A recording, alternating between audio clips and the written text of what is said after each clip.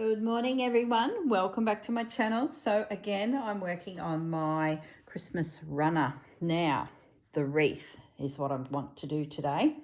So what I plan to do is create the wreath out of some twines. And I have these still kicking around. And I did pop a lace in there. It was sort of being used for one of the hanging baubles, that guy there. And I just thought, you know, I'll leave it on the table because I like the fact that it might add a bit of depth to the piece. Or thickness is what I'm trying to say. So let's begin. Now, I need to just adjust slightly so you guys can see what I'm doing. And let's start pinning. Now I have my little basket of tricks here which has followed me through the whole project, and I'll go through the elements that I plan to put on the wreath in a moment, but I have made myself some leaves and some little white berries. I decided to go the white berries because I don't know what my bird's going to be yet, and if there's red berries, it's just another thing competing. So I decided to follow the feel of the beautiful crocheted doily that I've inherited from Joy, and just, you know, build up slowly. I'd hate to make this full on and end up with the bird just disappearing in it. Does that make sense? So what I want to do is just lay down the first circle. I don't think it has to be perfectly round. Really not sure, actually.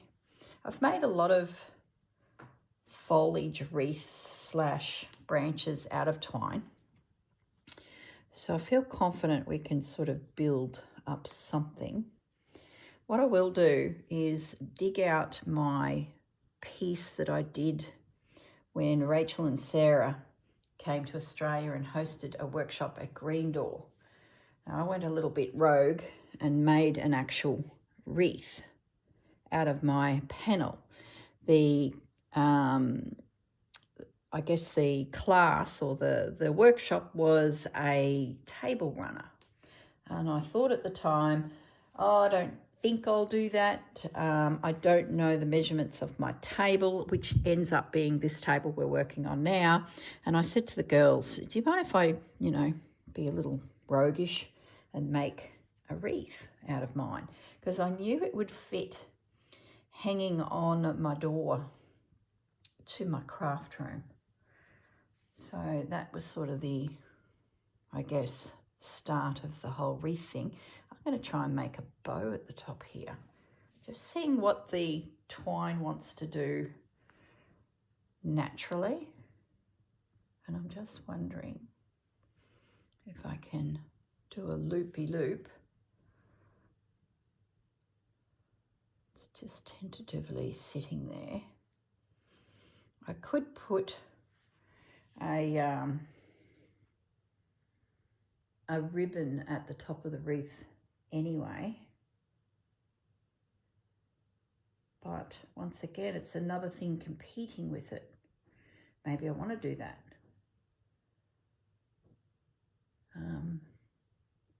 Just let that sit for a moment. I'm going to grab this lace next. So if this weaves in, it's not going to be the easiest task to achieve here. And I don't really want to start pinning yet because things might change and I'll have a million pins. But I thought maybe the lace could twist around it. I like how it's subtle because that then allows me to play somewhat more with the foliage. I just don't think I need that bow. I think it's too, I think we just want a simple wreath. She says that, but it will turn into a major palaver for sure because she can't stop at simple. But I guess you got to start somewhere. So that's like binding it loosely together. Oh, I do it like that. Yeah, I do like that. So they would get cut up there. Do we create a band? I feel like we need to attach it to that. Do we bring in other twine?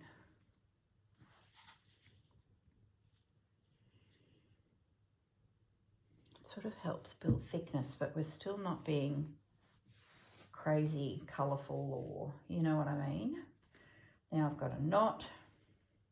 Not the time to be getting a knot. What is going on here? Why are you just being so difficult? That's because this has been shunted around my desk for weeks now. As I go, yes, we're going to do a wreath. It's going to go there. Oh, I'm going to do that. I'm going to do that. And I keep piling up this twine. Okay. How do we do this?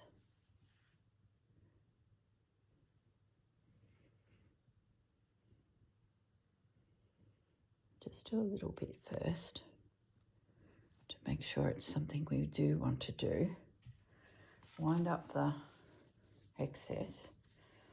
Yeah, I like the fact that it's starting to feel a little bit concave, like it's getting structure.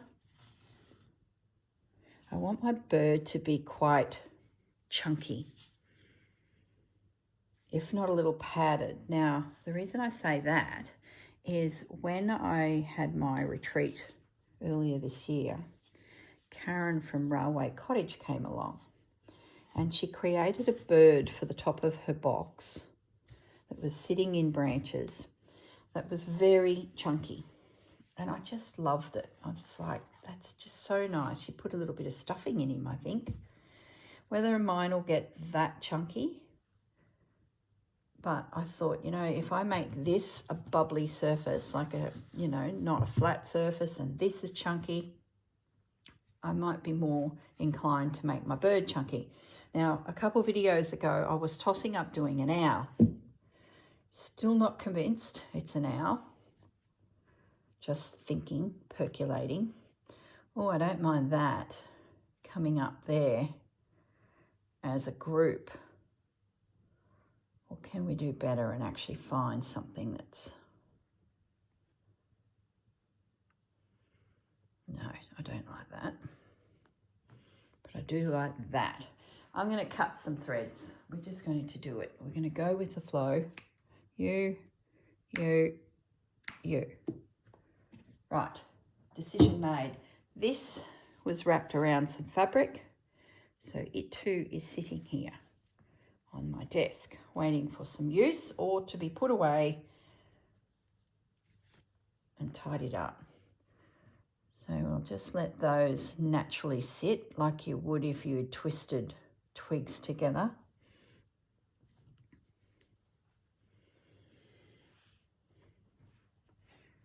Maybe we create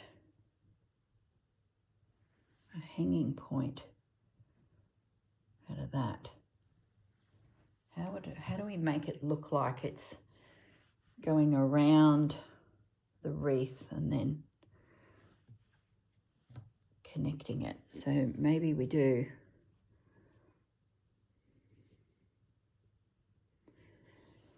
Can I get it under there? I can. Let's just have a play. I'm going to go around the other side of the table, guys.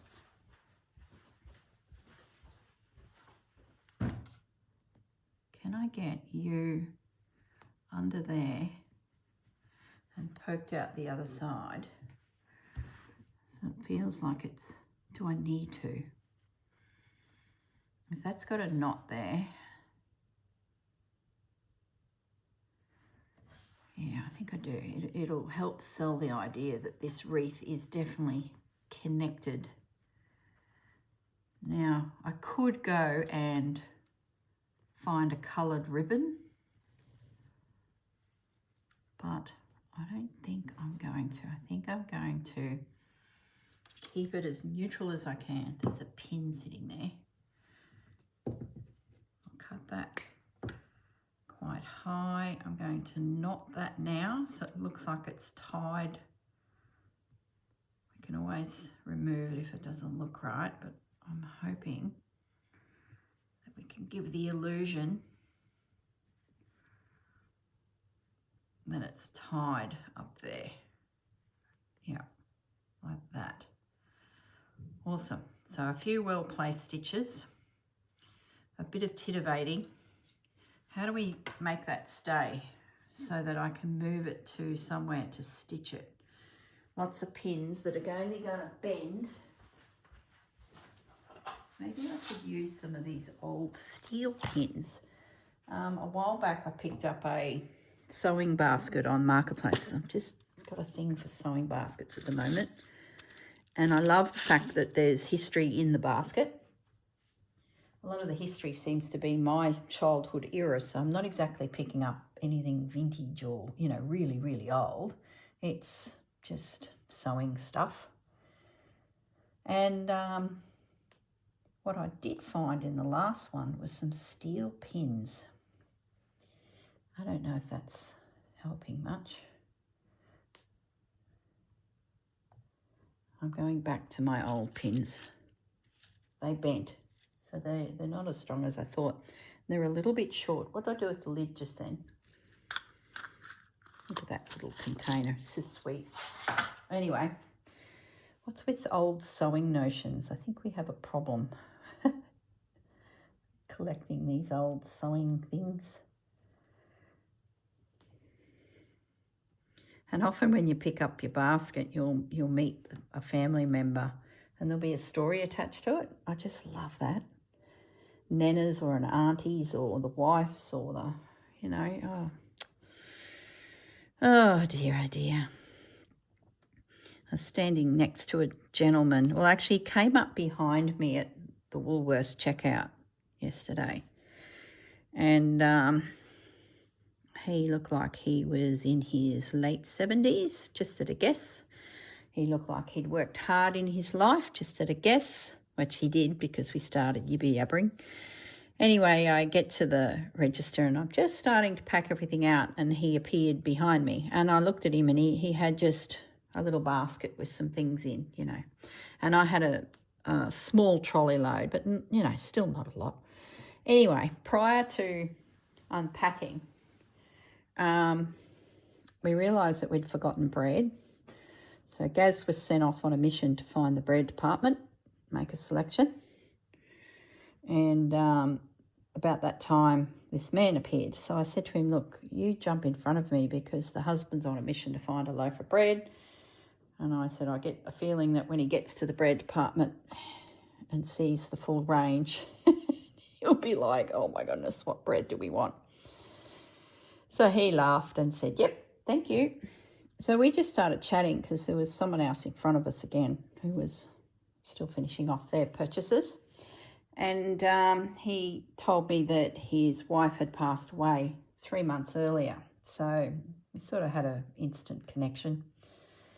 And he mentioned that, you know, he's struggling to sort out all the paperwork. He said, I've been a builder in the Bay for 40 years. I think he said 40 years. And my wife did all of the bookwork. As you can imagine, he'd be on the tools all day. And it's now come to sorting out the estate. I'm guessing he's starting to have some, you know, chats with solicitors and things like that.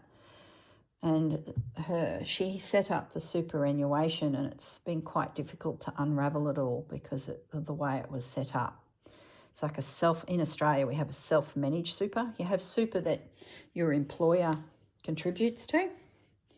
That's just the law. A certain percentage is put in every 3 months into your super as an employee, and that's what you'll use to retire on.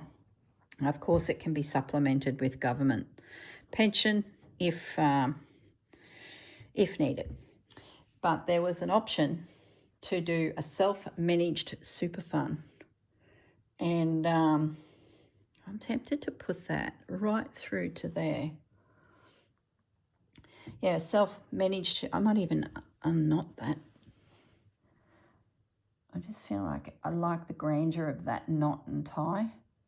Yeah, so Gaz and I never went down that track because it just seemed complicated, and it was like the government was sort of trying to nut it all out. Probably isn't, but it was just another thing. We were busy building our business, and it was the thing at the time, and the accountant talked about it a few times, and he said you can build property in it that can be rented out, and then of course you've got an asset when it comes time to retire, hence, you know, great for your super fund. But it was really hard to find properties to put in it when we did have a little look, because they had to be built by a builder, and then you don't have anything to do with it. Oh, you can pick colours, of course, but built by a builder and rented out to someone who's not family, and you're like an arm's length away from it all. Anyway, that's a very basic understanding of it. So he and his wife obviously did that. Now it's come to sorting the estate out, and it turns out it's a bit of a palaver to get access to whatever's in there, because, yeah, typical government, make it difficult. And I could just feel that it was, you know, stressful for him, which it is, as you can imagine. So anyway, we had a lovely little chat, and Gaz comes back brandishing some bread, and he said, mission accomplished. And I said, yep, looks like we get to eat bread. It's just lovely. It's so sweet when you have a little connection, a random connection. I'm just going to have those few little tassely bits poking up. I won't trim it because I might need to pull that back down. One wreath, subtle, it's there.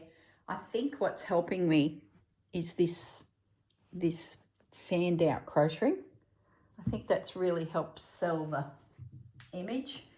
So I can finally put away all of that. Now, the next thing is the foliage. So I've made 3 sets of berries and leaves. Now, last week's video, I showed you how I did the leaves. So if you're not sure, you'll have to go back one video. But they're pretty much gathered up, ready to go. I've put the glue around the edge to stop them fraying. And we've got these little leaves. How many more I need is the golden question. Possibly none, possibly more. It's a tricky one because the bird will also dictate if more of these get made in the future. So at the moment, what I'm going to do, I think, as she has no idea because she's only just made the wreath, is we'll just place them. Oh, they're so cute. Red berries probably would have popped more, but like I said, I'd want the bird to be everything. And maybe more of these are needed around the base of the bird. So I just want to focus on the top of the wreath and just get a feel for, I guess, the aesthetics. Now these little pony beads, which I was yapping about in the last video, I haven't shown you how I do them. So I might do that in this video.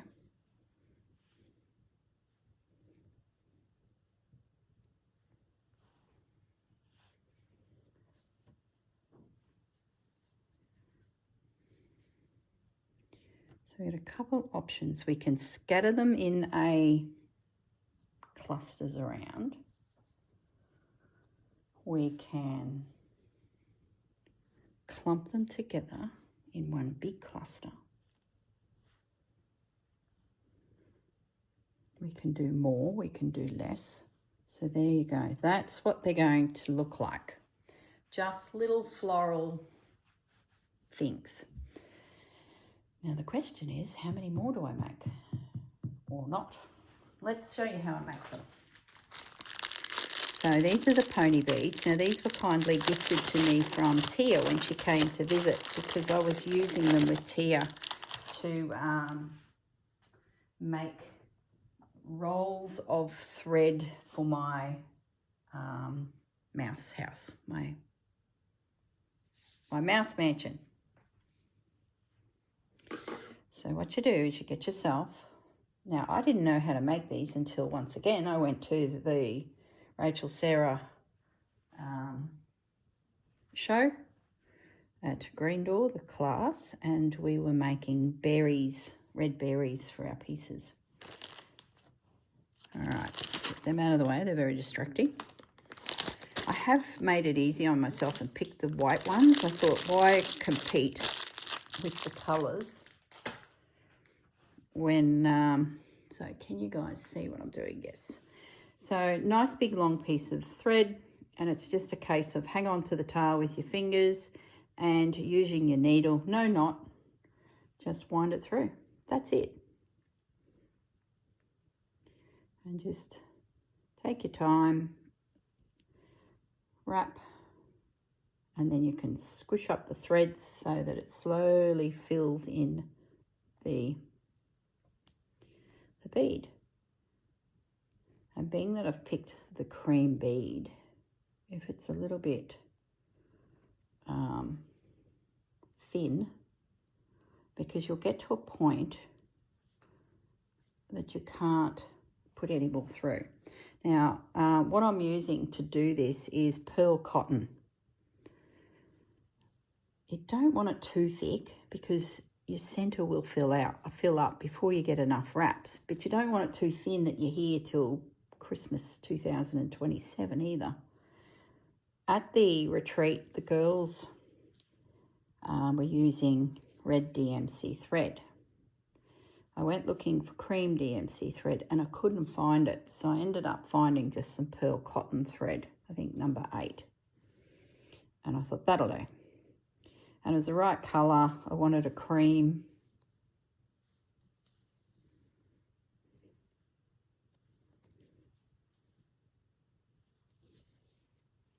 And it's just a case of just keep going. I sort of do half the bead, then I come back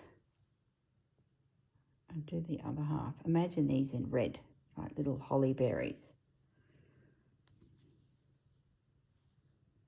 I did have visions of all of this going on the actual garland on day 1, 2, 3, 4, 5, 6, 7 at some point.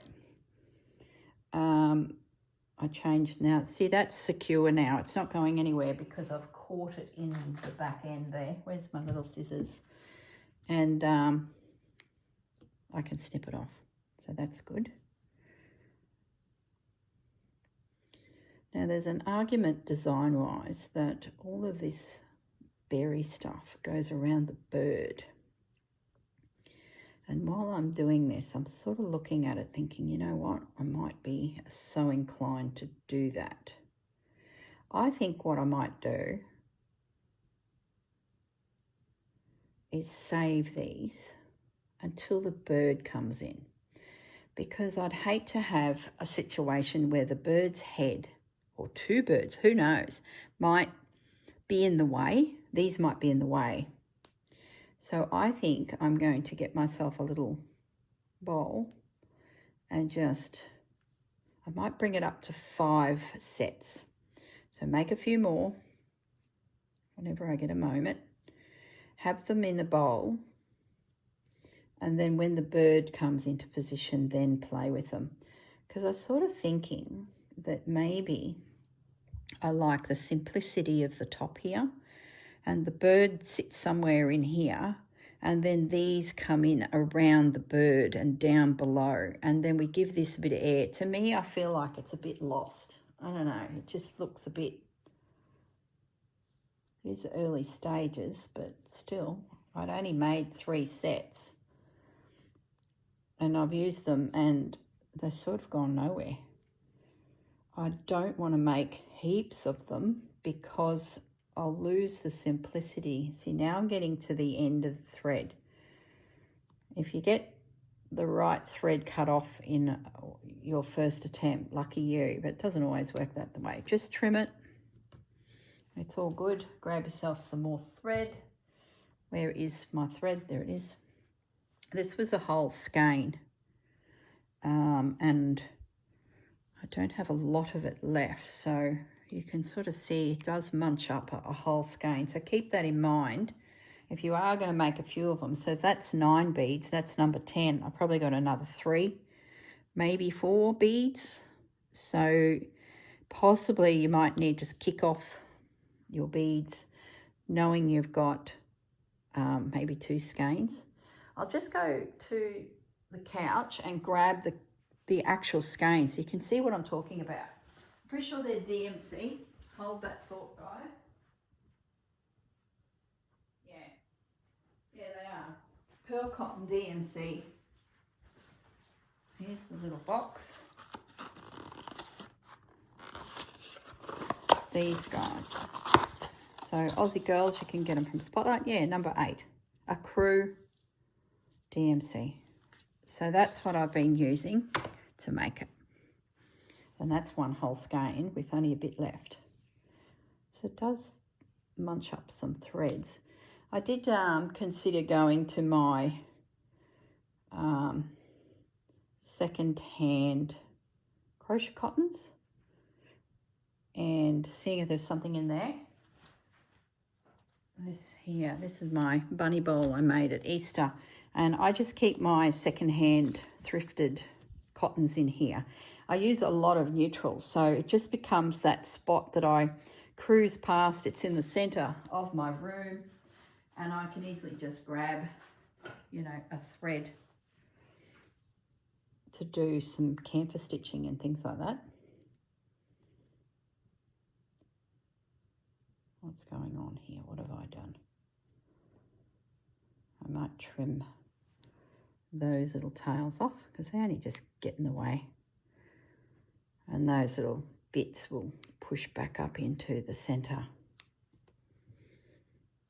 So that's how you do a berry.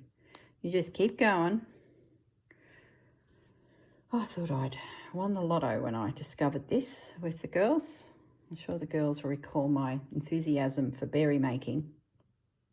I'd seen them before in images as a 3-dimensional berry, and you could tell in photos like Pinterest and that they were wrapped, or they were fabric. And I've had manufacturing places make things similar to this for me for my Christmas things to add to items, but never really looked into it. I remember satin baubles. Remember them? We had some of those as a kid that just had that shimmer about them, and they were made with wrapped satin thread. So to actually have a quiet moment to sit at a retreat and learn how to do these, it was something so simple, but I was just like, oh, wow, that's great. I could use that. So this is the first time since that I've actually done it.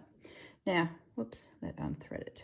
It's getting really tight in there, so I don't want to force the needle into my finger like I usually do. So I've just stopped. That thread I've left on because that allows me to thread a needle and attach it somewhere. So that's how they're made.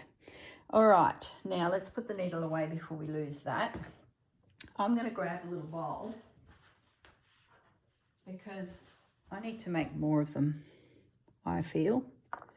No, actually, before we do that, let's pretend there's a bird sitting just off center. And then we get all this foliage. And instead of doing 2 by 2 by 2, we just do random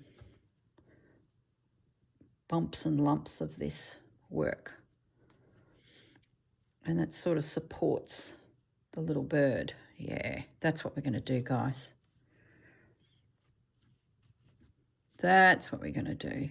I think what I was doing up there was the remnants of the holly in my mind. Having, you know, the 2 leaves and the 3 berries. I think that is where we want to be. much prettier. And then our birdie picks up here. We do some more up here. So I need heaps. I need heaps. I need another tray. Okay, well that's some homework. Now I've got time on that, I guess, because the bird's not going to happen till closer to Christmas. I want to save him. He's like the final cherry on top. So what was I looking for? I need that. And I can use that and that to make the leaves. Okay. So I've got everything I need to make that. If I feel like doing a little project, I might just throw another one of those in the back because I have a feeling it's going to go very crazy. I guess too, if I'm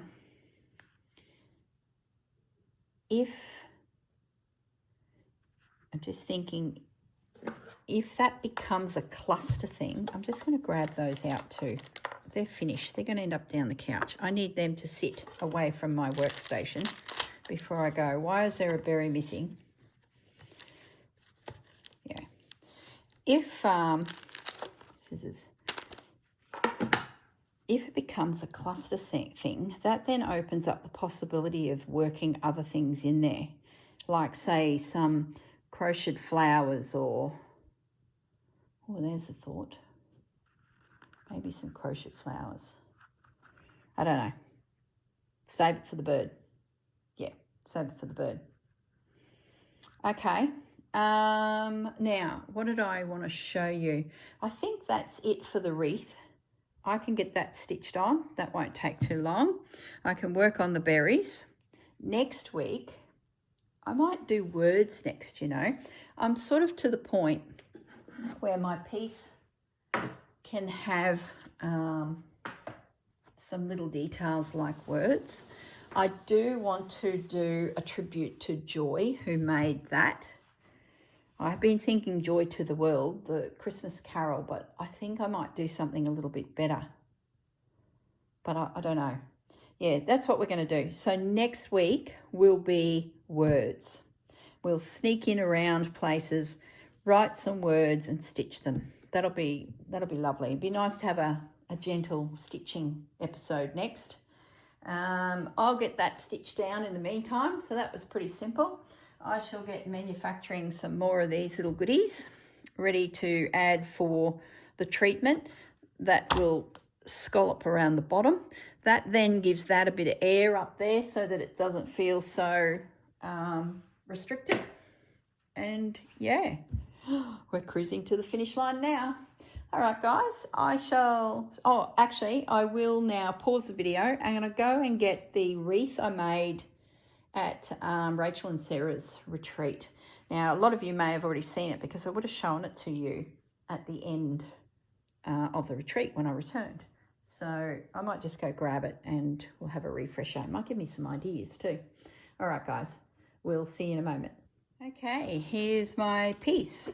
So it is a collection of vintage antique fabrics stitched down onto a panel, which inadvertently became a wreath on my door, hosting a wreath, if that makes sense.